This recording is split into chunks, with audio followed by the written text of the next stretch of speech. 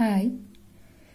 So ನಿಮಗೆ valuation of goodwill ಇಂದ 14 marks problem explain ಮಾಡ್ತಿದ್ದೀನಿ. ಸೊ ಬ್ಯಾಂಗ್ಳೂರು ಯೂನಿವರ್ಸಿಟಿ ಆದರೆ 14, BCU ಆದರೆ 15 ಮಾರ್ಕ್ಸ್. ಸೊ ಇಲ್ಲಿ ನಿಮಗೆ 2019 ಕ್ವಶನ್ ಪೇಪರ್ ತುಂಬಾ ಈಸಿಯಾಗಿ ಕೊಟ್ಟಿದ್ದಾರೆ. ನೀವು ವ್ಯಾಲ್ಯೂಯೇಷನ್ ಆಫ್ ಗುಡ್ವಿಲ್ ಮಾಡಬೇಕಾದ್ರೆ 5 ಮಾರ್ಕ್ಸ್ ಅಥವಾ 6 ಮಾರ್ಕ್ಸ್ ಪ್ರಾಬ್ಲಮ್ ಮಾಡಬೇಕಾದ್ರೆ ಕ್ಲಿಯರ್ ಆಗಿ ಗೊತ್ತಿರಲಿ. Normal expenses, abnormal expenses, normal profit, abnormal profit. ಈಗ ಕಾಮನ್ ಆಗಿ ನೀವು ಬಿಸ್ನೆಸ್ ಮಾಡ್ತಾ ಇರ್ತೀರಾ, ರೆಗ್ಯುಲರ್ ಆಗಿ ಯಾವ್ದು ಖರ್ಚಾಗುತ್ತೆ, ರೆಗ್ಯುಲರ್ ಆಗಿ ಯಾವ್ದಾಗುತ್ತೆ ಅದೆಲ್ಲ ನಾರ್ಮಲ್ ಎಕ್ಸ್ಪೆನ್ಸಸ್. ರೆಗ್ಯುಲರ್ ಆಗಿ ಆಗೋ ಖರ್ಚು ಬಿಸ್ನೆಸ್ಗೆ ಎಫೆಕ್ಟ್ ಆಗುತ್ತೆ, ಬಿಸ್ನೆಸ್ ಪ್ರಾಫಿಟ್ಗೆ. ಮತ್ತೆ ರೆಗ್ಯುಲರ್ ಆಗಿ ಬರುವಂತ ಪ್ರಾಫಿಟ್ ನಾರ್ಮಲ್ ಪ್ರಾಫಿಟ್. ಯಾವಾಗ್ಲೂ ಬರುವಂತ ಪ್ರಾಫಿಟ್, ರೆಗ್ಯುಲರ್ ಆಗಿ ಬರೋ ಪ್ರಾಫಿಟ್ ನಾರ್ಮಲ್ ಪ್ರಾಫಿಟ್ ಬಿಸ್ನೆಸ್ಗೆ ಎಫೆಕ್ಟ್ ಆಗುತ್ತೆ. ಅದೇ ಅಬ್ನಾರ್ಮಲ್ ಎಕ್ಸ್ಪೆನ್ಸಸ್ ಅಂದ್ರೆ ಯಾವಾಗ್ಲೂ ಒಂದ್ಸರಿ ಆಗುವಂತ ಖರ್ಚು, ಯಾವಾಗ್ಲೂ ಒಂದ್ಸರಿ ಆಗುವಂತ ಖರ್ಚು. ಎಕ್ಸಾಂಪಲ್, ಎಲ್ಲೋ ಈಗ ನಿಮ್ಮ ಬಿಸ್ನೆಸ್ ಅಲ್ಲಿ ಏನೋ ಫೈರ್ ಆಗಿ, ಒಂದು ರೂಮ್ ಏನೋ ಫೈರ್ ಆಗಿ ಲಾಸ್ ಆಗಿದೆ. ಸೊ ಅಥವಾ ನಿಮ್ದು ಯಾವುದೋ ಒಂದು ಸ್ಮಾಲ್ ಶಾಪ್ ಇದೆ ಬಿಸ್ನೆಸ್, ಅಲ್ಲಿ ಬೆಂಕಿ ಬಿದ್ದು ನಾಶ ಆಗಿದೆ. ಇಲ್ಲ ಯಾವಾಗ್ಲೂ ಬೆಂಕಿ ಬೀಳುತ್ತಾ ಇಲ್ಲ, ಯಾವಾಗ್ಲೂ ಒಂದ್ಸರಿ. ಸೊ ಯಾವಾಗ್ಲೂ ಒಂದ್ಸರಿ ಆದಾಗ ಆಗುವಂತ ಖರ್ಚು ಅಬ್ನಾರ್ಮಲ್ ಎಕ್ಸ್ಪೆನ್ಸಸ್. ಯಾವಾಗ್ಲೂ ಒನ್ಸ್ ಆಗುತ್ತೆ ಅಂದ್ರೆ ಅದು ಪ್ರಾಫಿಟ್ಗೆ ಎಫೆಕ್ಟ್ ಆಗಲ್ಲ. ಯಾವ್ದು ರೆಗ್ಯುಲರ್ ಆಗಿ ಆಗುತ್ತೆ ಅದು ಪ್ರಾಫಿಟ್ಗೆ ಎಫೆಕ್ಟ್ ಆಗುತ್ತೆ. ಯಾವಾಗ್ಲೂ ಒನ್ಸ್ ಆಗೋದು ಪ್ರಾಫಿಟ್ಗೆ ಎಫೆಕ್ಟ್ ಆಗಲ್ಲ. ನಾರ್ಮಲ್ ಎಕ್ಸ್ಪೆನ್ಸಸ್ ಅಂದ್ರೆ ಮೈನಸ್ ಮಾಡ್ತೀರಾ, ಅಬ್ನಾರ್ಮಲ್ ಎಕ್ಸ್ಪೆನ್ಸಸ್ ಅಂದ್ರೆ ಆಡ್ ಮಾಡ್ಕೊಂತೀರಾ. ನಾರ್ಮಲ್ ಪ್ರಾಫಿಟ್ ಅಂದ್ರೆ ರೆಗ್ಯುಲರ್ ಆಗಿ ಬರುವಂತ ಪ್ರಾಫಿಟ್ ಆಡ್ ಮಾಡ್ಕೊಂತೀರಾ. ಯಾವಾಗ್ಲೂ ಒನ್ಸ್, ಈಗ ಫಾರ್ ಎಕ್ಸಾಂಪಲ್ ಲಾಟ್ರಿಯಿಂದ ಪ್ರಾಫಿಟ್ ಬಂತಪ್ಪ, ಯಾವಾಗ್ಲೂ ಲಾಟ್ರಿ ಹೊಡೆಯುತ್ತಾ ಇಲ್ಲ, ಯಾವಾಗ್ಲೂ ಒಂದ್ಸರಿ. ಸ್ಪೆಕ್ಯುಲೇಷನ್ ಇಂದ ಅಂದ್ರೆ ಜೂಜಾಡ್ಬಿಟ್ಟು ಅದರಿಂದ ನಿಮ್ಗೆ ಪ್ರಾಫಿಟ್ ಬಂತು, ಯಾವಾಗ್ಲೂ ಪ್ರಾಫಿಟ್ ಬರುತ್ತೆ, ಯಾವಾಗ್ಲೂ ಒಂದ್ಸರಿ. ಅವೆಲ್ಲ ಬಿಸ್ನೆಸ್ ಪ್ರಾಫಿಟ್ಗೆ ಎಫೆಕ್ಟ್ ಆಗಲ್ಲ. ಯಾವಾಗ್ಲೂ ಒನ್ಸ್, ನಾನ್ ರೆಕರಿಂಗ್ ಅಂದ್ರೆ ನಾಟ್ ರೆಗ್ಯುಲರ್ ಅಂತ. ಸೊ ಯಾವಾಗ್ಲೂ ಒಂದ್ಸರಿ ಬರುವಂತ ಪ್ರಾಫಿಟ್ ಏನ್ ಮಾಡ್ತೀರಾ, ಮೈನಸ್. ನಾರ್ಮಲ್ ಗೊತ್ತಿರ್ಲಿ, ನಾರ್ಮಲ್ ಖರ್ಚು ಯಾವಾಗ್ಲೂ ನಾರ್ಮಲ್ ಎಕ್ಸ್ಪೆನ್ಸಸ್, ರೆಗ್ಯುಲರ್ ಆಗಿ ಎಕ್ಸ್ಪೆನ್ಸಸ್ ನ ಮೈನಸ್ ಮಾಡಿದ್ರೆ ಯಾವಾಗ್ಲೂ ಒಂದ್ಸರಿ ಆಗುವಂತ ಎಕ್ಸ್ಪೆನ್ಸಸ್, ಅಬ್ನಾರ್ಮಲ್ ಎಕ್ಸ್ಪೆನ್ಸಸ್ ನ ಆಡ್ ಮಾಡ್ತೀರಾ. ನಾರ್ಮಲ್ ಪ್ರಾಫಿಟ್ ನ ಯಾವಾಗ್ಲೂ ಬರುವಂತ ಪ್ರಾಫಿಟ್ ನ ಆಡ್ ಮಾಡಿದ್ರೆ ಯಾವಾಗ್ಲೂ ಒಂದ್ಸರಿ ಬರುವಂತ ಪ್ರಾಫಿಟ್ ನ ಮೈನಸ್ ಮಾಡ್ತೀರಾ. ಈ ರೂಲ್ಸ್ ಗೊತ್ತಾದ್ರೆ 5 ಮಾರ್ಕ್ಸ್ ಪ್ರಾಬ್ಲಮ್, 15 ಮಾರ್ಕ್ಸ್ ಪ್ರಾಬ್ಲಮ್ ಎರಡು ಹೆಲ್ಪ್ ಆಗುತ್ತೆ BCU ಅವ್ರಿಗೆ. ಸೊ ಇವಾಗ ಕಾನ್ಸೆಪ್ಟ್ ಬನ್ನಿ. 2019 ಕ್ವಶನ್ ಪೇಪರ್ ತುಂಬಾ ಈಸಿ ಕೇಳಿದ್ದಾರೆ. Calculate the goodwill of the business carried on by Mr. Suman from the following information. Profit for the previous year 2018 ಅಲ್ಲಿ ನಿಮಗೆ 5,33,000 ಕೊಟ್ಟಿದ್ದಾರೆ. 2009 ಅಲ್ಲಿ 5,91,000, 5,83,000, 5,83,000, 4,83,000. ಸೊ ಫಸ್ಟ್ ಇಲ್ಲಿ ನೀವು ಡೈರೆಕ್ಟ್ ಆಗಿ ಪ್ರಾಫಿಟ್ ಇನ್ಕ್ರೀಸ್ ಆಗಿದೆ ಅಂತ ಇಲ್ಲಿ ನೋಡಬಾರ್ದು, ಎಲ್ಲ ಅಡ್ಜಸ್ಟ್ಮೆಂಟ್ ಆದ್ಮೇಲೆ ಚೆಕ್ ಮಾಡಬೇಕಾಗಿರೋದು. The profit of the year 2009 was reduce by 16,000 on account of goods destroy in a small accidental fire in the business. ಅಂದ್ರೆ ಏನೋ ಒಂದು ಡಿಸ್ಟ್ರಾಯ್ ಆಗಿ ಫೈರ್ ಆಗಿದೆ. ಸೊ ಅಂದ್ರೆ ಏನು, ಬೆಂಕಿ ಬಿದ್ದು ನಾಶ ಆಗಿದೆ. ಯಾವಾಗ್ಲೂ ಬೆಂಕಿ ಬಿದ್ದು ನಾಶ ಆಗ್ತಿರುತ್ತಾ ಇಲ್ಲ, ಯಾವಾಗ್ಲೂ ಒಂದ್ಸರಿ. ಯಾವಾಗ್ಲೂ ಒಂದ್ಸರಿ ಆದ್ರೆ ಅಬ್ನಾರ್ಮಲ್. ಸೊ ಅದಕ್ಕೆ ಖರ್ಚಾದ್ರೆ ಅಬ್ನಾರ್ಮಲ್ ಎಕ್ಸ್ಪೆನ್ಸಸ್. ಆ ಪಾಯಿಂಟ್ ನೀಟಾಗಿ ನೋಡಿ. The profit of the year 2009 ಅಲ್ಲಿ 2009 ಏನಾಗಿದೆ, 16,000 ಗೂಡ್ಸ್ ಡಿಸ್ಟ್ರಾಯ್ ಆಗಿದೆ. ಅಂದ್ರೆ ಗೂಡ್ಸ್ಗೆ ಬೆಂಕಿ ಬಿದ್ದು ನಾಶ ಆಗೋಗಿದೆ. ಅದು ಯಾವಾಗ್ಲೂ ಆಗುತ್ತಾ, ಯಾವಾಗ್ಲೂ ಬೆಂಕಿ ಬೀಳುತ್ತಾ ಇಲ್ಲ, ಯಾವಾಗ್ಲೂ ಒಂದ್ಸರಿ. ಯಾವಾಗ ಖರ್ಚಾಗಿದೆ, ಯಾವಾಗ್ಲೂ ಆದ್ರೆ ನಾರ್ಮಲ್ ಎಕ್ಸ್ಪೆನ್ಸಸ್, ಯಾವಾಗ್ಲೂ ಒನ್ಸ್ ಆದ್ರೆ ಅಬ್ನಾರ್ಮಲ್ ಎಕ್ಸ್ಪೆನ್ಸಸ್. ಅಬ್ನಾರ್ಮಲ್ ಎಕ್ಸ್ಪೆನ್ಸಸ್ ಬಂದ್ರೆ ಏನ್ ಮಾಡ್ಬೇಕು, ಆಡ್. ಯಾವ ಇಯರ್ ಅಲ್ಲದು, 2009 ಅಲ್ಲಿ. ಫಸ್ಟ್ ಫಾರ್ಮೇಟ್ ಬರ್ಕೊಳ್ಳಿ. First step calculation of average adjusted profit. ಇಲ್ಲಿ ನೀವು ಪ್ರಾಫಿಟ್ ಬರ್ಕೋಬೇಕು. ಯಾವ್ಯಾವ ಇಯರ್ ಎಷ್ಟೆಷ್ಟು ಪ್ರಾಫಿಟ್ ಕೊಟ್ಟರು ನೋಡಿ. 2008 5,33,000 profit, 5,33,000 profit. Next 2009 5,91,000 profit. 2010 5,83,000 profit. 2011 5,83,000 profit. 2012 4,83,000 profit. So ಈಗ ಪ್ರಾಫಿಟ್ ಅಷ್ಟು ಫಸ್ಟ್ ಸ್ಟೆಪ್ ಯಾವಾಗ್ಲೂ ಅವ್ರು ಏನ್ ಪ್ರಾಫಿಟ್ ಕೊಟ್ಟವ್ರೆ ಅದನ್ನ ರೆಕಾರ್ಡ್ ಮಾಡ್ಕೋತೀರಾ. ಸೊ ಇಲ್ಲಿ ಏನ್ ಕೊಟ್ಟಿದ್ರು ಆ ಪ್ರಾಫಿಟ್ ನ ರೆಕಾರ್ಡ್ ಮಾಡಿದ್ವಿ. ಈಗ ಅಡ್ಜಸ್ಟ್ಮೆಂಟ್ಸ್ ಬನ್ನಿ. ಫಸ್ಟ್ ಅಡ್ಜಸ್ಟ್ಮೆಂಟ್ಸ್ ಏನ್ ಕೊಟ್ಟಿದ್ದಾರೆ ಅಂದ್ರೆ, ಇನ್ 2009 ಅಲ್ಲಿ 16,000 ಗೂಡ್ಸ್ ಡಿಸ್ಟ್ರಾಯ್ ಆಗಿದೆಯಂತೆ. ಸೊ ಯಾವಾಗ್ಲೂ ಬೆಂಕಿ ಬೀಳುತ್ತಾ, ಯಾವಾಗ್ಲೂ ಗೂಡ್ಸ್ ಡಿಸ್ಟ್ರಾಯ್ ಆಗುತ್ತಾ? ಇಲ್ಲ, ಯಾವಾಗ್ಲೂ ಒನ್ಸ್ ಅಂದ್ರೆ ಏನು? Abnormal. ಸೊ ಲಾಸ್ ಆಗಿದೆ, ಎಕ್ಸ್ಪೆನ್ಸಸ್ ಲಾಸಸ್ ಆಗಿದೆ ಅಂದ್ರೆ ಏನು? ನಾರ್ಮಲ್, ರೆಗ್ಯುಲರ್ ಆಗಾದ್ರೆ ನಾರ್ಮಲ್ ಎಕ್ಸ್ಪೆನ್ಸಸ್ ಮೈನಸ್, ಯಾವಾಗ್ಲೂ ಒಂದ್ ಸರಿ ಆದ್ರೆ ಅಬ್ ನಾರ್ಮಲ್ ಎಕ್ಸ್ಪೆನ್ಸಸ್ ಏನ್ ಮಾಡಬೇಕು? Add. So add stock destroy by fire. ಯಾವ ಇಯರ್ ಅಲ್ಲಿ ಡೆಸ್ಟ್ರಾಯ್ ಆಗಿರೋದು ನೋಡಿ, ಯಾವ ಇಯರ್ ಅಲ್ಲಿ ಡೆಸ್ಟ್ರಾಯ್ ಆಗಿರೋದು? 2009 ಅಲ್ಲಿ ಡೆಸ್ಟ್ರಾಯ್ ಆಗಿದೆ. ಎಷ್ಟು? 16,000. ಸೊ 2009 ಅಲ್ಲಿ 16,000.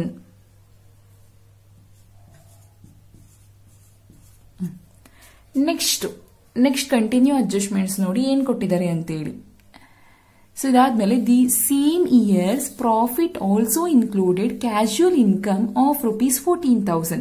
ಕ್ಯಾಶುಯಲ್ ಇನ್ಕಮ್ ಅಂದ್ರೆ ಯಾವಾಗ್ಲೂ ಒನ್ಸ್, ಅಂದ್ರೆ ಲಾಟ್ರಿ ಅಂದ್ರೆ ಪ್ರಾಫಿಟ್ ಬಂದಿದೆ ಅಂದ್ರೆ ನಿಮ್ಗೆ ಲಾಟ್ರಿ ಹೊಡ್ಬಿಟ್ಟು ಅದರಿಂದ ದುಡ್ಡು ಬಂದಿದೆ ಇರ್ಬೋದು, ಸ್ಪೆಕ್ಯುಲೇಷನ್ ಇಂದ ಪ್ರಾಫಿಟ್ ಆಗಿರ್ಬೋದು, ಜೂಜಾಡ್ಬಿಟ್ಟು ಅದರಿಂದ ದುಡ್ಡು ಬಂದಿರ್ಬೋದು. ಇವೆಲ್ಲ ಯಾವಾಗ್ಲೂ ಬರುತ್ತಾ? ಇಲ್ಲ, ಯಾವಾಗ್ಲೂ ಒನ್ಸ್. ರೆಗ್ಯುಲರ್ ಆಗಿ ಬರುವಂತ profit normal profit.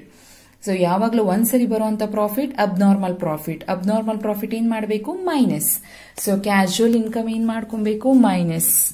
Casual income ಅಂತ ಅಂದ್ರೆ ಯಾವಾಗ್ಲೂ ಒಂದ್ಸರಿ ಬರುವಂತ income, not regular. Same year ಅಂತ ಹೇಳಿದ್ದಾರೆ ಅಂದ್ರೆ 2009 ಅಲ್ಲೇ ಎಷ್ಟು ವ್ಯಾಲ್ಯೂ ಕೊಟ್ಟಿದ್ದಾರೆ ನೋಡಿ. ಸೊ ಸೇಮ್ ಇಯರ್ ಅಲ್ಲಿ ಎಷ್ಟು ಅಮೌಂಟ್ ಕ್ಯಾಶುಯಲ್ ಇನ್ಕಮ್? 14,000 ಮೈನಸ್.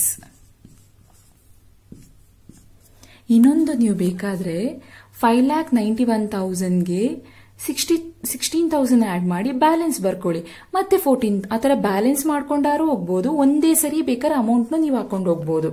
ಈಸಿಗೆ ನಿಮ್ಗೆ ಯಾವ್ದು ಕಂಫರ್ಟಬಲ್ ಅದನ್ನ ಮಾಡ್ಕೊಂಡೋಗಿ. ಬಟ್ ನಮಗೆ ಲಾಸ್ಟ್ಗೆ ಬೇಕಾಗಿರೋ ಆನ್ಸರ್ ಮೇನ್ ಮುಖ್ಯ ಆಗಿರೋದು. ನೆಕ್ಸ್ಟ್ ಪಾಯಿಂಟ್ ನೋಡಿ, B point.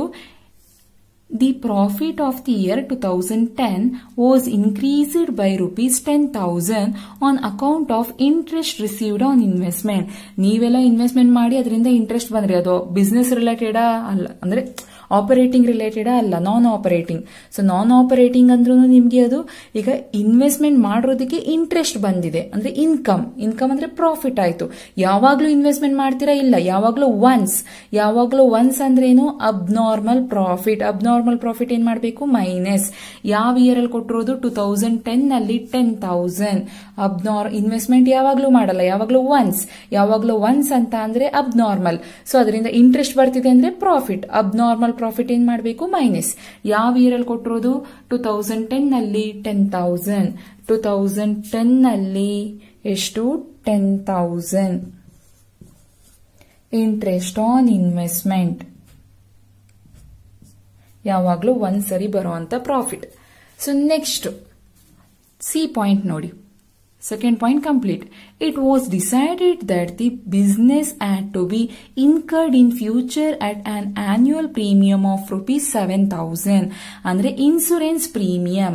So insurance every year pay ಮಾಡ್ಕೊಂಡು ಹೋಗ್ತೀರಾ ಪ್ರೀಮಿಯಂನ. ಎಷ್ಟು ಹೇಳಿದರೆ? 7,000.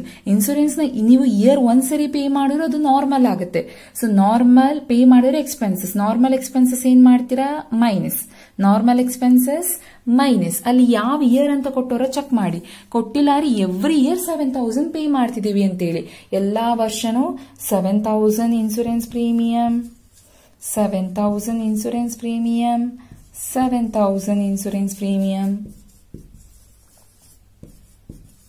ಯಾವ ಇಯರ್ ಅಂತ ಮೆನ್ಷನ್ ಮಾಡಿಲ್ಲ, ಎವ್ರಿ ಇಯರ್ ಪೇ ಮಾಡ್ತಿದೀವಿ ಅಂತೇಳಿ. ಸೊ ಇನ್ಸೂರೆನ್ಸ್ ಪ್ರೀಮಿಯಂ ಅಂದ್ರೆ ನಾರ್ಮಲ್ ಎಕ್ಸ್ಪೆನ್ಸಸ್ ಮೈನಸ್ ಮಾಡ್ಕೊಂತೀರ. ನೆಕ್ಸ್ಟ್ ಪಾಯಿಂಟ್ ನೋಡಿ, D point. C point complete ಆಯ್ತು. Reasonable remuneration had to be provided to proprietor at 96,000 per annum in future. 96,000 per annum ಅಂತ ಹೇಳಿದ್ದಾರೆ. ಅಂದ್ರೆ ವರ್ಷಕ್ಕೆ 96,000 ರೆಮ್ಯುನರೇಷನ್ ಪೇ ಮಾಡ್ತಿದ್ದಾರೆ. ಸೊ ರೆಮ್ಯುನರೇಷನ್ ಮೀನ್ಸ್ ಸ್ಯಾಲರಿ ಇರ್ಬೋದು, commission ಇರ್ಬೋದು, ಬೋನಸ್ ಇರ್ಬೋದು. ಯಾವಾಗ್ಲೂ ಪೇ ಮಾಡ್ತೀರಾ, ರೆಗ್ಯುಲರ್ ಆಗಿ ಪೇ ಮಾಡ್ತೀರಾ ಅಂದ್ರೆ normal expenses. Pay means expenses. So normal expenses ಏನ್ ಮಾಡಬೇಕು? ಮೈನಸ್. ಯಾವ ಇಯರ್ ಅಂತ ಮೆನ್ಷನ್ ಮಾಡಿದಾರೆ ನೋಡಿ? ಇಲ್ಲ. ಸೊ ಅಂದ್ರೆ ಎವ್ರಿ ಇಯರ್ ಪೇ ಮಾಡ್ತಾರೆ ಅಂತೇಳಿ ಎವ್ರಿ ಇಯರ್ 96,000 ಮೈನಸ್ ಮಾಡ್ತೀರಾ. So normal expenses every year 96,000 96,000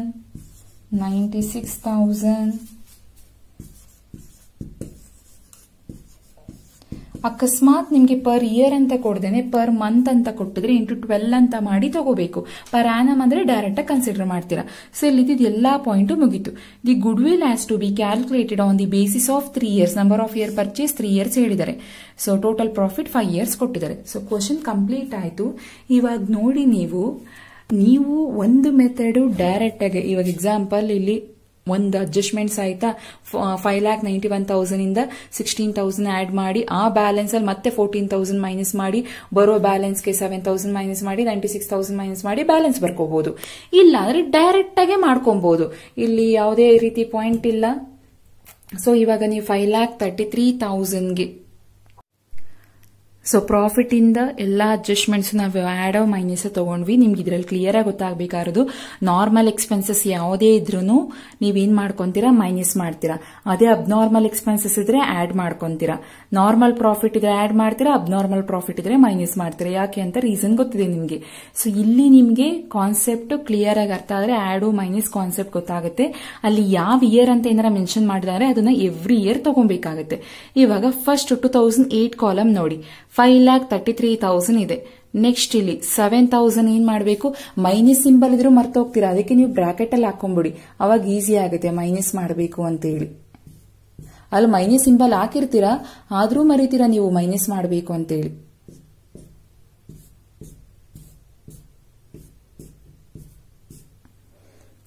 so first ಇವಾಗ 5,33,000 ಪ್ರಾಫಿಟ್ ಇದೆ. ಇಲ್ಲಿ 7,000 ಪ್ರೀಮಿಯಂ ಪೇ ಮಾಡ್ತಿದ್ದೀರಾ, ರೆಮ್ಯುನರೇಷನ್ ಪೇ ಮಾಡ್ತಿದ್ದೀರಾ. ಸೊ 5,33,000 ಇಂದ 7,000 96,000 ಮೈನಸ್ ಮಾಡಿ. So difference value 4,30,000. 4,30,000. ನೆಕ್ಸ್ಟ್ ಇಲ್ಲಿ 5,91,000ಗೆ 16,000 stock destroy by fire add ಮಾಡ್ಕೊಂತೀರಾ. ಕ್ಯಾಶುವಲ್ ಇನ್ಕಮ್ 14,000 ಮೈನಸ್ ಮಾಡಿ, 7,000 ಮೈನಸ್ ಮಾಡಿ, 96,000 ಮೈನಸ್ ಮಾಡಿ. So balance 4,90,000. ನೆಕ್ಸ್ಟ್ 2010 ಕಾಲಮ್ ಅಲ್ಲಿ 5,83,000 ಪ್ರಾಫಿಟ್ ಇದೆ. ಸೊ ಇಲ್ಲಿ ಯಾವುದೇ ರೀತಿ ಏನೂ ಪಾಯಿಂಟ್ ಕೊಟ್ಟಿಲ್ಲ ಅವರು. ನೆಕ್ಸ್ಟ್ ಇಲ್ಲಿ ಇಂಟ್ರೆಸ್ಟ್ ಆನ್ ಇನ್ವೆಸ್ಟ್ಮೆಂಟ್, ಅದು ಅಬ್ನಾರ್ಮಲ್ ಪ್ರಾಫಿಟ್ ಮೈನಸ್ ಮಾಡ್ಕೋತಿದ್ದೀರಾ. 5,83,000 ಇಂದ 10,000 ಮೈನಸ್ ಮಾಡಿ, 7,000 ಇನ್ಸೂರೆನ್ಸ್ ಪ್ರೀಮಿಯಂ ಪೇ ಮಾಡ್ತಿದ್ದೀರಾ ಮೈನಸ್ ಮಾಡಿ, ರೆಮ್ಯುನರೇಷನ್ 96,000 ಪೇ ಮಾಡ್ತಿದ್ದೀರಾ. So remaining balance 4,70,000.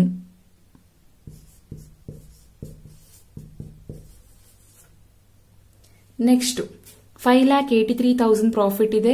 ಇದಾದ್ಮೇಲೆ ಯಾವುದೇ ರೀತಿ ಅಡ್ಜಸ್ಟ್ಮೆಂಟ್ಸ್ ಇಲ್ಲ. ಲಾಸ್ಟ್ ಇಲ್ಲಿ ನೀವು ಇನ್ಸೂರೆನ್ಸ್ ಪ್ರೀಮಿಯಂ 7,000 ಪೇ ಮಾಡ್ತಿರೋದು ಮೈನಸ್ ಮಾಡಿ, 96,000 ಮೈನಸ್ ಮಾಡಿ, ರಿಮೈನಿಂಗ್ ಬ್ಯಾಲೆನ್ಸ್ 4,80,000. ನೆಕ್ಸ್ಟ್ 4,83,000 ಇದೆ. ಅಲ್ಲಿ ನೀವು ಏನ್ ಪೇ ಮಾಡಿದ್ರೆ ಇನ್ಸೂರೆನ್ಸ್ ಪ್ರೀಮಿಯಂ 7,000 ಪೇ ಮಾಡಿರೋದು ಮೈನಸ್ ಮಾಡ್ಕೊಳ್ಳಿ, ರೆಮ್ಯುನರೇಷನ್ ಪೇ ಮಾಡಿರೋದು 96,000 ಮೈನಸ್ ಮಾಡಿ, ರಿಮೈನಿಂಗ್ ಬ್ಯಾಲೆನ್ಸ್ 3,80,000. ಸೊ ಫಸ್ಟ್ ನಿಮ್ಗೆ ಇಲ್ಲಿ ಸೊ ನೀವು ಡೈರೆಕ್ಟ್ ಆಗಿ 2008 ಅಲ್ಲಿ ಆಡ್ ಮಾಡೋದನ್ನ ಆಡ್ ಮಾಡ್ಕೊಳ್ಳಿ, ಮೈನಸ್ ಮಾಡೋದನ್ನ ಮೈನಸ್ ಮಾಡಿ ಬರೋ ಬ್ಯಾಲೆನ್ಸ್ ಇದು. ಇಲ್ಲ ನೀವು ಒಂದೊಂದು ಮತ್ತೆ ಲೈನ್ ಹಾಕಿ ಬ್ಯಾಲೆನ್ಸ್ ಕಂಡಿಡ್ದಿ ಮತ್ತೆ ಆಡು ಮತ್ತೆ ಮೈನಸ್ ಒಂದೊಂದಕ್ಕೆ ಹಾಕೋ ಮೊದಲು ಡೈರೆಕ್ಟ್ ಆಗಿ ಮಾಡ್ಕೊಬಹುದು. ಈಸಿಯಾಗಿ ಬೇಗ ಪ್ರಾಬ್ಲಮ್ ಕಂಪ್ಲೀಟ್ ಆಗುತ್ತೆ ನಿಮ್ಗೆ. ಸೊ ನೆಕ್ಸ್ಟ್ ಇದಾಗಿದ ತಕ್ಷಣ ಕಾನ್ಸೆಪ್ಟ್ ಆಡ್ ಮೈನಸ್ ಕ್ಲಿಯರ್ ಆಗಿ ಗೊತ್ತಿರಲಿ. ಈಗ ಇಲ್ಲಿ ಡಿಫರೆನ್ಸ್ ಬಂದಿದೆ, ಚೆಕ್ ಮಾಡಿ. ಬಂದಿರೋ ಡಿಫರೆನ್ಸ್ ಕಂಟಿನ್ಯೂಸ್ ಇನ್ಕ್ರೀಸ್ ಆಗಿದೆಯಾ ಫ್ಲಕ್ಚುಯೇಟಿಂಗ್ ಆಗಿದೆ ನೋಡಿ. 4,30,000 ಇರೋದು 4,90,000 ಜಾಸ್ತಿ ಆಯ್ತು, 4,70,000 ಕಡಿಮೆ ಆಯ್ತು, 4,80,000 ಜಾಸ್ತಿ ಆಯ್ತು, 3,80,000 ಅಂದ್ರೆ ಫ್ಲಕ್ಚುಯೇಟಿಂಗ್ ಆಗಿದೆ. ಫ್ಲಕ್ಚುಯೇಟಿಂಗ್ ಆಗಿದೆ ಅಂದ್ರೆ ಸಿಂಪಲ್ ಆವರೇಜ್. ಕಂಟಿನ್ಯೂಸ್ ಇನ್ಕ್ರೀಸ್ ಆಗಿದ್ರೆ ವೇಟೆಡ್ ಆವರೇಜ್.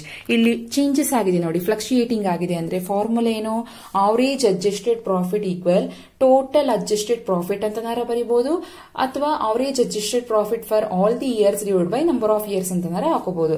ಸೊ ಇವಾಗ ಇಲ್ಲಿ ನಿಮ್ಗೆ ಡಿಫರೆನ್ಸ್ ಎಷ್ಟು ಬಂದಿದೆ ನೋಡಿ. First year 4,30,000,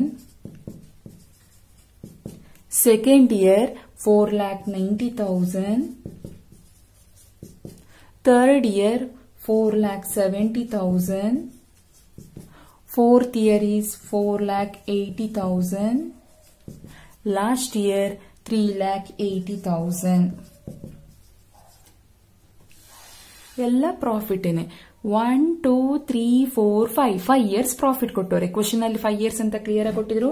number of year ಎಷ್ಟು? 5 ಇಯರ್ಸ್ ಪ್ರಾಫಿಟ್. ಎಲ್ಲಾ ಪ್ರಾಫಿಟ್ ನ ಆಡ್ ಮಾಡ್ಕೊಳ್ಳಿ. ಈಗ 1 ವರ್ಷ ಏನಾರ ಲಾಸ್ ಬಂದಿತ್ತು ಅಂದ್ರೆ ಎಲ್ಲಾ ಪ್ರಾಫಿಟ್ ಆಡ್ ಮಾಡಿ ಲಾಸ್ ನ ಮೈನಸ್ ಮಾಡ್ಕೊಂಡು /5 ಮಾಡ್ಕೊಂತೀರಾ. ಬಟ್ ಇಲ್ಲೆಲ್ಲ ಪ್ರಾಫಿಟ್ ಕೊಟ್ಟಿರೋದು. ಸೊ ಎಲ್ಲಾನು ಆಡ್ ಮಾಡಿ ಪ್ರಾಫಿಟ್ ನ /, ನಂಬರ್ ಆಫ್ ಇಯರ್ಸ್ ಮಾಡಿ. ಸೊ ಈಗ ಇಷ್ಟು ಅಮೌಂಟ್ ನ ಆಡ್ ಮಾಡ್ಕೊಂಡ್ರೆ 22,50,000 divided by 5. So average adjusted profit is 4,50,000. Average adjusted profit is 4,50,000. Average profit ಆದ್ಮೇಲೆ ಇಲ್ಲಿ ನಿಮ್ಗೆ ಯಾವುದೇ ರೀತಿ ಕ್ವಶನ್ ಅಲ್ಲಿ ಸೂಪರ್ ಪ್ರಾಫಿಟ್ ಕಂಡುಹಿಡಿಯೋದಕ್ಕಾಗ್ಲಿ ಅವರೇಜ್ ಏನು ಇನ್ಫಾರ್ಮೇಶನ್ ಕೊಟ್ಟಿಲ್ಲ. ಡೈರೆಕ್ಟ್ ಆಗಿ ನಂಬರ್ ಆಫ್ ಇಯರ್ ಪರ್ಚೇಸ್ ಕೊಟ್ಟವ್ರೆ. ಹಾಗಾಗಿ ನಾವು ಡೈರೆಕ್ಟ್ ಆಗಿ ಕ್ಯಾಲ್ಕುಲೇಷನ್ ಆಫ್ ಗುಡ್ ವಿಲ್ ಹೋಗ್ತೀವಿ. ಅವರೇಜ್ ಅಡ್ಜಸ್ಟೆಡ್ ಪ್ರಾಫಿಟ್ ಎಷ್ಟು ಬಂದಿದೆ? 4,50,000 into number of year purchase ಎಷ್ಟು ಕೊಟ್ಟಿದ್ದಾರೆ ನೋಡಿ ಕ್ವಶನ್ ಅಲ್ಲಿ. So number of year purchase ಇಲ್ಲಿ ಎಷ್ಟು ಕೊಟ್ಟಿದ್ದಾರೆ? ನಂಬರ್ ಆಫ್ ಇಯರ್ ಟೈಮ್ ಅಂತ ಕೊಡ್ತಾರೆ ಅಥವಾ ನಂಬರ್ ಆಫ್ ಇಯರ್ ಪರ್ಚೇಸ್ ಎಷ್ಟು ಕೊಟ್ಟಿದ್ದಾರೆ? 3 years. So into 3. So 4,50,000 into 3 13,50,000 is goodwill. ಅಂದ್ರೆ ಇನ್ನ 3 ವರ್ಷನೂ ಸೇಮ್ ಇರುತ್ತೆ ಪ್ರಾಫಿಟ್ ಅಂತ ಹೇಳಿದ್ದಾರೆ. Number of year purchase complete ಆಯ್ತು. ತುಂಬಾ ಈಸಿ ಕೇಳಿದರೆ 2019 ಕ್ವಶನ್ ಪೇಪರು 15 ಮಾರ್ಕ್ಸ್ಗೆ ಮೀನ್ಸ್ BU ಕೇಳಿರೋದು 14 ಮಾರ್ಕ್ಸ್. ಬಟ್ ಈಗ BCU ವರ್ಗಿರೋದು 27th 15 ಮಾರ್ಕ್ಸ್ಗೆ. ಕಾನ್ಸೆಪ್ಟ್ ನ ನೀಟಾಗಿ ಅರ್ಥ ಮಾಡ್ಕೊಳ್ಳಿ. Valuation of goodwill, valuation of shares, ಇದು ಎರಡೂ ಸಹ ಒಂದು ವ್ಯಾಲ್ಯೂಯೇಷನ್ ಆಫ್ ಗುಡ್ ವಿಲ್ ಅರ್ಥ ಮಾಡ್ಕೊಂಡ್ರೆ ವ್ಯಾಲ್ಯೂಯೇಷನ್ ಆಫ್ ಶೇರ್ಸ್ಗೆ ಹೆಲ್ಪ್ ಆಗುತ್ತೆ ನಿಮಗೆ. So first step average adjusted profit ಮಾಡಬೇಕು. ಪ್ರಾಫಿಟ್ ನ ಬರ್ಕೊಂಡ್ರಿ. ಏನಾದ್ರೂ ನಿಮ್ಗೆ ನಾರ್ಮಲ್ ಎಕ್ಸ್ಪೆನ್ಸಸ್ ಅಂತ ಇದ್ರೆ ಮೈನಸ್ ಮಾಡ್ಕೋತೀರಾ, ಅಬ್ನಾರ್ಮಲ್ ಎಕ್ಸ್ಪೆನ್ಸಸ್ ಇದ್ರೆ ಆಡ್ ಮಾಡ್ಕೋತೀರಾ. ನಾರ್ಮಲ್ ಪ್ರಾಫಿಟ್ ಇದ್ರೆ ಆಡ್ ಮಾಡ್ತೀರಾ, ಅಬ್ನಾರ್ಮಲ್ ಪ್ರಾಫಿಟ್ ಇದ್ರೆ ಮೈನಸ್ ಮಾಡ್ಕೋತೀರಾ. ಯಾವ್ದು ರೆಗ್ಯುಲರ್ ಆಗಿ ಆಗೋ ಎಕ್ಸ್ಪೆನ್ಸಸ್ ನಾರ್ಮಲ್ ಎಕ್ಸ್ಪೆನ್ಸಸ್, ಯಾವಾಗ್ಲೂ ಒನ್ಸ್ ಆಗೋ ಅಂತದ್ದು ನಾನ್ ರಿಕರಿಂಗ್ ಅಂದ್ರೆ ಅಬ್ನಾರ್ಮಲ್ ಎಕ್ಸ್ಪೆನ್ಸಸ್. ರೆಗ್ಯುಲರ್ ಆಗಿ ಬರುವಂತ ಪ್ರಾಫಿಟ್ ನಾರ್ಮಲ್ ಪ್ರಾಫಿಟ್, ಯಾವಾಗ್ಲೂ ಒಂದ್ಸರಿ ಬರುವಂತ profit abnormal profit. So first stock destroy by fire, ಯಾವಾಗ್ಲೂ ಬೆಂಕಿ ಬೀಳದ ಇಲ್ಲ, ಯಾವಾಗ್ಲೂ ಒನ್ಸ್. ಅಬ್ನಾರ್ಮಲ್ ಎಕ್ಸ್ಪೆನ್ಸಸ್ ಏನ್ ಮಾಡ್ತೀರಾ? ನಾರ್ಮಲ್ ಎಕ್ಸ್ಪೆನ್ಸಸ್ ಮೈನಸ್ ಅಂದ್ರೆ ಅಬ್ನಾರ್ಮಲ್ ಎಕ್ಸ್ಪೆನ್ಸಸ್ ಆಡ್ ಆಯ್ತು. ಕ್ಯಾಶುವಲ್ ಇನ್ಕಮ್ ಇದು ಸಹ ಅಬ್ನಾರ್ಮಲ್ ಇನ್ಕಮ್ ಅಂತ. ಲಾಟ್ರಿಯಿಂದ ಬರುವಂತ ಪ್ರಾಫಿಟ್ ಇನ್ಕಮ್ ಯಾವಾಗ್ಲೂ ಒಂದ್ಸರಿ ಬರುವಂತ ಪ್ರಾಫಿಟ್ ಏನ್ ಮಾಡ್ತೀರಾ? ರೆಗ್ಯುಲರ್ ಆಗಿ ಬರೋ ಪ್ರಾಫಿಟ್ಗೆ ಎಫೆಕ್ಟ್ ಆಗುತ್ತೆ ಅಂತ ಏನ್ ಮಾಡ್ಬೇಕು? ಆಡ್ ಮಾಡ್ತೀರಾ. ಯಾವಾಗ್ಲೂ ಒಂದ್ಸರಿ ಬರೋ ಪ್ರಾಫಿಟ್ ಮೈನಸ್ ಮಾಡ್ಕೋತೀರಾ. ಇಂಟ್ರೆಸ್ಟ್ ಆನ್ ಇನ್ವೆಸ್ಟ್ಮೆಂಟ್ ಯಾವಾಗ್ಲೂ ಮಾಡಲ್ಲ, ಯಾವಾಗ್ಲೂ ಒನ್ಸ್. ಸೊ ಅಬ್ನಾರ್ಮಲ್ ಪ್ರಾಫಿಟ್ ಏನ್ ಮಾಡ್ತೀರಾ? ಮೈನಸ್ ಮಾಡ್ಕೋತೀರಾ. ಇನ್ಸೂರೆನ್ಸ್ ಪ್ರೀಮಿಯಂ ಯಾವ ಇಯರ್ ಅಂತ ಮೆನ್ಷನ್ ಮಾಡಿಲ್ಲ ಕ್ವಶನ್ ಅಲ್ಲಿ, ಹಾಗಾಗಿ every year insurance premium pay ಮಾಡ್ತಾ ಇದ್ದೀರಾ ಅಂತ. So insurance every year pay ಮಾಡೋದ್ರಿಂದ ಅದು ನಾರ್ಮಲ್ ಎಕ್ಸ್ಪೆನ್ಸಸ್ ಆಯ್ತು. Remuneration to proprietor, remuneration salary, commission, bonus ಯಾವಾಗ್ಲೂ ಪೇ ಮಾಡ್ತೀರಾ. ಸೊ ಮೀನ್ಸ್ ನಾರ್ಮಲ್ ಎಕ್ಸ್ಪೆನ್ಸಸ್ ಅಲ್ಲಿ ಯಾವ ಇಯರ್ ಅಂತ ಕೊಟ್ಟಿಲ್ಲ, ಎವ್ರಿ ಇಯರ್ ಪೇ ಮಾಡ್ಕೊಂಡು ಹೋಗ್ಬೇಕು. ಸೊ ಫಸ್ಟ್ ಇಯರ್ ಎಷ್ಟು ಪ್ರಾಫಿಟ್ ಇದೆ ಮೈನಸ್ ಮಾಡ್ಬೇಕಂದ್ರೆ ಮೈನಸ್ ಮಾಡಿ, ಆಡ್ ಮಾಡ್ಬೇಕಂದ್ರೆ ಆಡ್ ಮಾಡಿ ಬರೋ ಡಿಫರೆನ್ಸ್ ಅಮೌಂಟ್. ಲಾಸ್ಟ್ ಬರುವಂತ ಡಿಫರೆನ್ಸ್ ಫ್ಲಕ್ಚುಯೇಟಿಂಗ್ ಆಗಿದ್ರೆ ಸಿಂಪಲ್ ಅವರೇಜ್, ಕಂಟಿನ್ಯೂಸ್ ಇನ್ಕ್ರೀಸ್ ಆಗಿದ್ರೆ weighted average. So next goodwill ನ ಕ್ಯಾಲ್ಕುಲೇಟ್ ಮಾಡ್ಕೊಂಡ್ರಿ. ಪ್ರಾಬ್ಲಮ್ ಅಲ್ಲಿ ಏನು ಡೌಟ್ ಇಲ್ಲ ಅನ್ಕೊಂಡಿದೀನಿ. ಎಕ್ಸಾಮ್ ಚೆನ್ನಾಗಿ ಮಾಡಿ. All the best. Thank you.